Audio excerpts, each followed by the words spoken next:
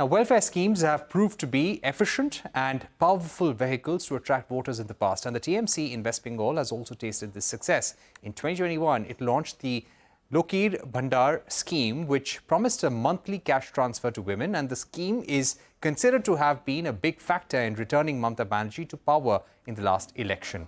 In our continuing election series, Election Exchange, CNBC-TV18 Santya Gora reports that the TMC is banking on the scheme to continue to work its magic, while the BJP is playing the nationalism card.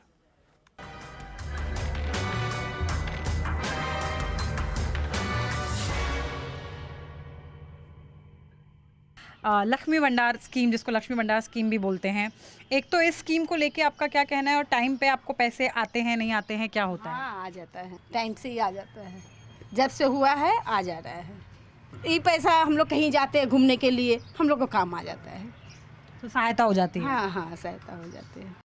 62-year-old Purnima Ghosh is a third-generation migrant settled in Kolkata's Bhawanipur.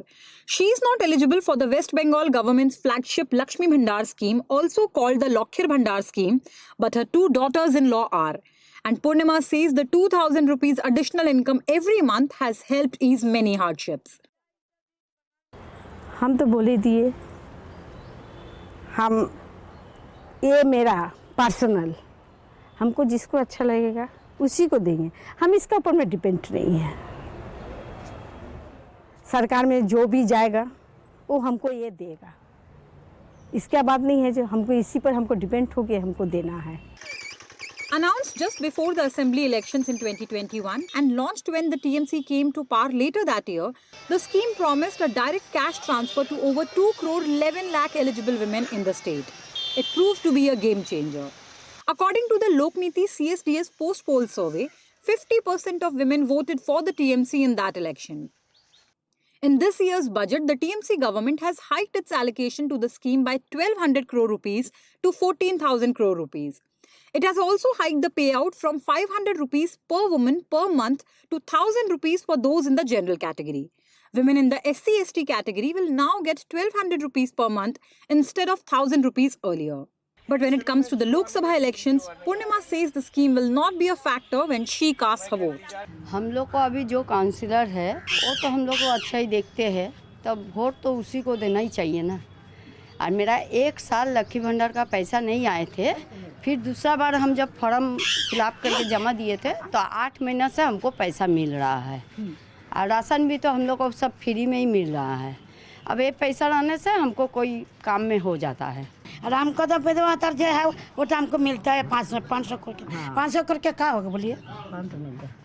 500 रुपये का क्या कुछ नहीं होता, दुकान में जाता तो बच्चों तुरंत खत्म हो जाता है। पैसा से कोई खरीद लगा कि हम पैसा दे रहे हमरा में वोट डालो, वो सब हम लोग का नहीं होगा।